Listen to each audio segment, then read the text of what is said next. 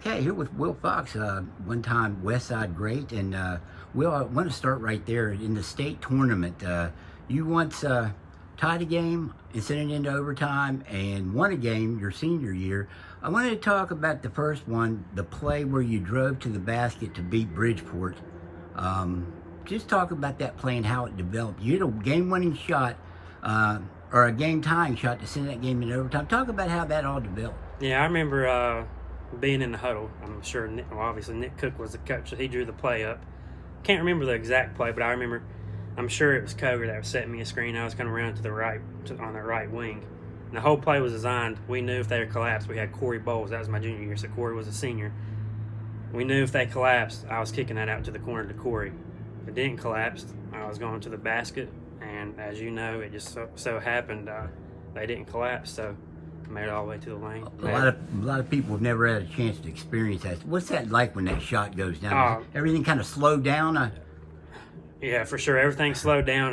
Talk about an adrenaline rush, you know. I mean, that was a big moment. Obviously, you want to make it all the way, but put it in overtime, ended up getting beat, but making that shot was definitely a great feeling for the team, for everybody. And then then the next year you did it another way by making 2 free throws to beat Robert C. Byrd in a state tournament game. You obviously had some great state tournaments. What was that like? I mean, you have some time to think there when you're going to the line. Yeah, definitely. You're going to be a little nervous, you know. I think it was a tied game, and I missed the first one. So you miss that first one, you hear the cheering section. You hear the air go out of them a little bit, so that makes it a little tougher. I feel like I've always done a decent job of keeping myself composed, especially in sports. So I went up there, made the second one, and then, you know, just like you said, it was a great feeling. Still had a couple seconds on the clock. I think Robert C. Byrd, they ended up getting a fairly good shot off. I think his name was maybe something Dyer. Maybe he actually got a really good shot off, and we were lucky that he missed it. But you know, just how it happens. Why do you think you had such success down at the state tournament? I don't know. I feel like in sports and basketball, the bigger the game, the better I played. I don't know. I always felt like I rose to the occasion whenever it came to big games, big moments. I never really shied away from them, so I think that helped me out in the tournament. You almost had a triple-double in a state tournament game, too, which is rare. Yeah, I did. I didn't even realize it until after we were getting interviewed. That's the first thing they said. I was like, man, I had no idea. I was just out there playing. I never really cared that much about my stats. All I wanted to do was win. So that's all I was ever worried about. You were also people probably don't remember this. You were MVP of a tournament in Martinsburg. Tournament you guys didn't win both games. Usually it's a champion. What did that mean to you? I mean, you're talking about teams like Martinsburg that are big schools. Yeah, they were AAA, I'm sure, and I was AA that year. I think we lost to Jefferson, but ended up beating Martinsburg. So that's a good feeling, you know. A little AA team going up, playing AAA. So anytime to be able to go up there and get MVP over teams that are much larger than you and probably should have better talent, it meant well. I think that was maybe our first tournament of the season my senior year, so that was a good confidence booster for me for sure. You had an opportunity when you went to a post-grad school. Mm-hmm. Talk about that experience, and you got the coach actually brought you guys back to Westside. You were able to play and have a big game against your alma mater. Yep, that was a great experience. If it wasn't for going there, I don't know. That definitely got me. School? It's called Concord Prep. Right. It was down in Concord, North Carolina, just 20 minutes from Charlotte. So, like I said, it was a great experience. Got me ready for college. I'm definitely looking back. I'm glad that I went. It got me prepared. Got me that extra year. Got me ready to go into college. And then, like we said, you got that game set back up at Westside. It's always great to come back and play home. The crowd definitely showed out. So just coming back, I think that's probably the best game I had at Concord Prep the whole time I was there. I think it had 27. So it just so happened it was back at Westside. So that was a great feeling.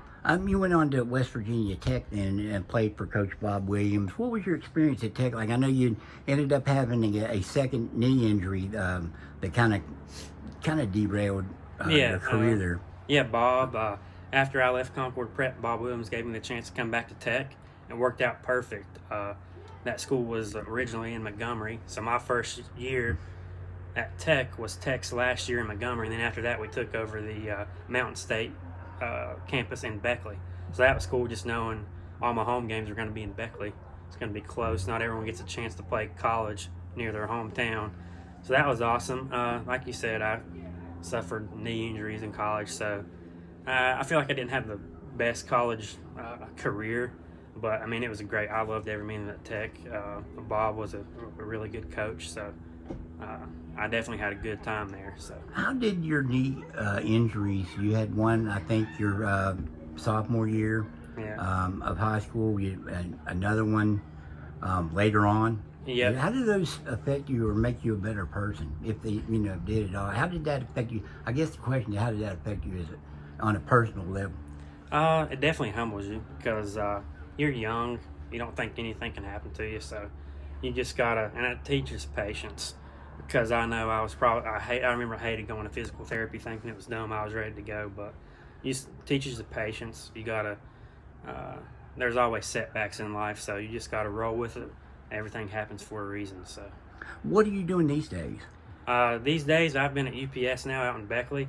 I started my career over in Logan. When was that? In 2021.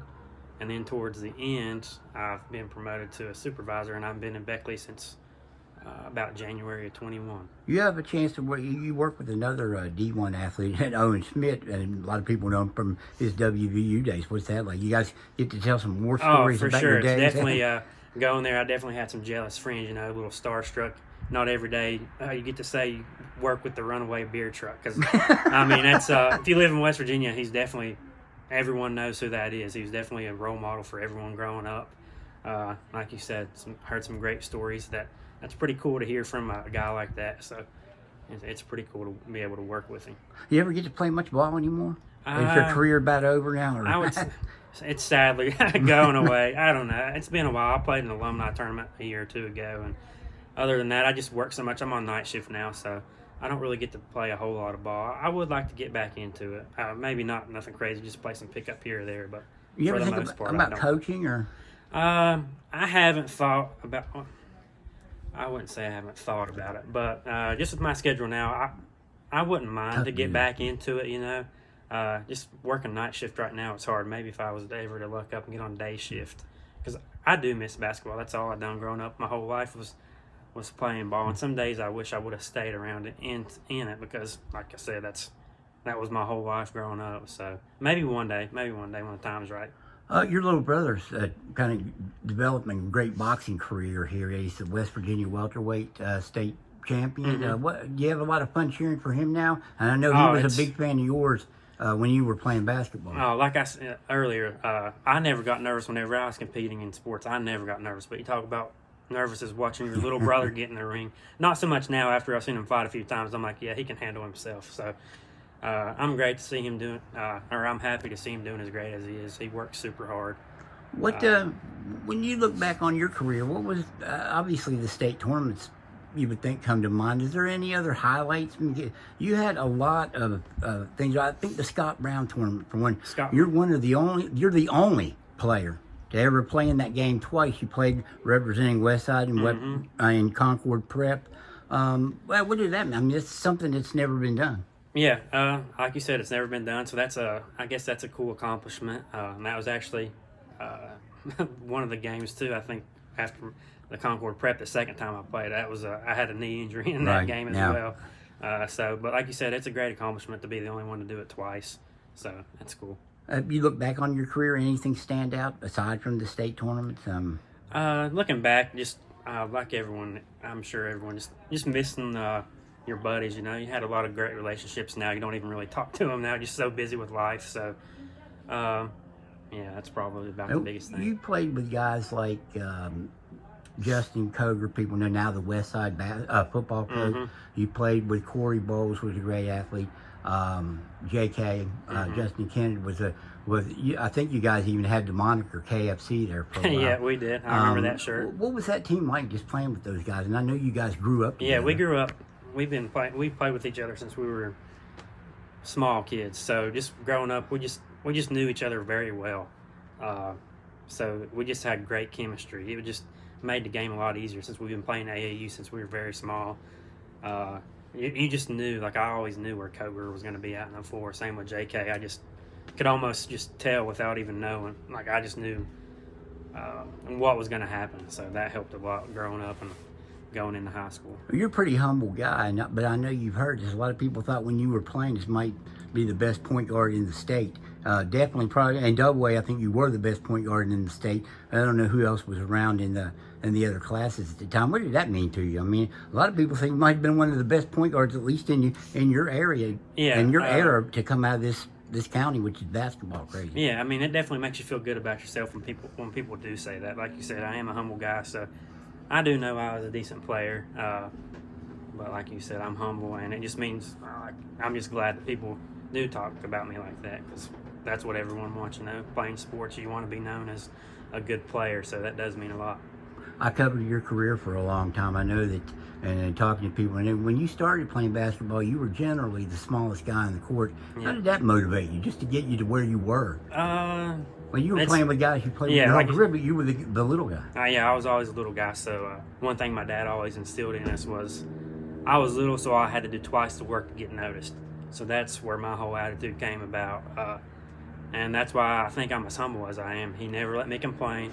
If I wasn't getting the playing time that I didn't, that I thought I deserved, all I was told was to suck it up. So I think that's one reason I am how I am, just because of the way my dad raised me. And does that carry on now in life? It definitely does. I try not. I mean, you just got to roll. Like, I guess I can use a boxing phrase. Just roll with the punches. Stuff happens, and there's really not a whole lot you can do about it. But just hush it up and don't cry and just push through it. Do you ever think about boxing yourself? No, I'm too much like my mom. I would hate to have to try to fight my little brother now. After all those years of growing up wrestling, he's probably want me to get in the ring with him. Hey, Will, I appreciate the time as always, and good luck moving forward in wherever your career takes you. No, thank you.